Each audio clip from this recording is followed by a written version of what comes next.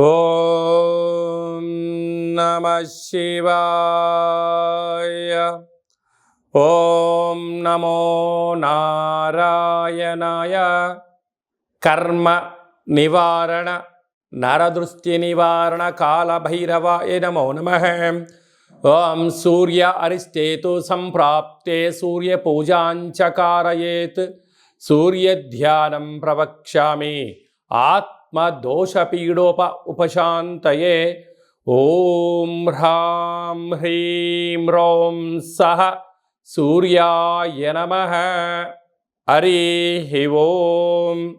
మా ఛానల్కి స్వాగతం. చూస్తున్న వీక్షకులకు ప్రేక్షకులకు ప్రియ కాళభైరవ భగవద్బంధులకి స్వాగతం పలుకుతూ మమ్మల్ని ఎంతగానో ఆదరిస్తూ ఉండబడినటువంటి ప్రియ సోదర సోదరీమణుల అందరిపైనను ఆరోగ్యకారకుడైనటువంటి సూర్య భగవానుడి యొక్క ఆశీస్సులను కోరుకుంటూ మిథున రాశిలో ఏడాది తర్వాత రవి భగవానుడు సంచారం అవ్వడం వలన 15/6/2024 నుండి 16/7/2024 వరకు ఏడాది తర్వాత మిథున రాశిలో రవి సంచారం చేయనప్పుడు అందరికీ నిండు నూరేళ్ల ఆయురారోగ్యాలను, అనారోగ్యం లేకుండా, పితృదోషాలు లేకుండా, ఆత్మస్థైర్యంతో అన్నింటా విజయం కలిగించేటువంటి మన మనోబలాన్ని, మనస్థైర్యాన్ని అన్ని గ్రహాలలో, అన్ని రాశులలో అందరికీ ఎలా ఉండబోతుందో ఈ వీడియోలో సవివరంగా సంపూర్ణంగా తెలుసుకుందాం.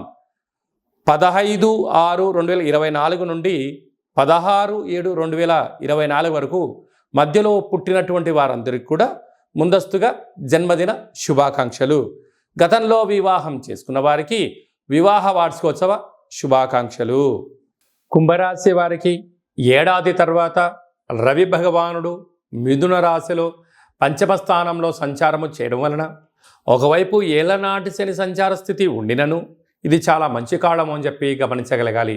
నూతనంగా వివాహమైన వారికి సంతాన యోగము, పిల్లల యొక్క చదువులు, పిల్లల యొక్క అభివృద్ధి, తల్లిదండ్రుల నుంచి పిల్లలకు రావాల్సినటువంటి ఆస్తిపాస్తులు, పిత్రాజీతము, అదే కాకుండా ఆస్తి పంపకాల వ్యవహారాల్లో అన్నింటా ఆనందానికి మీరే కేంద్ర బిందులు అవుతారు.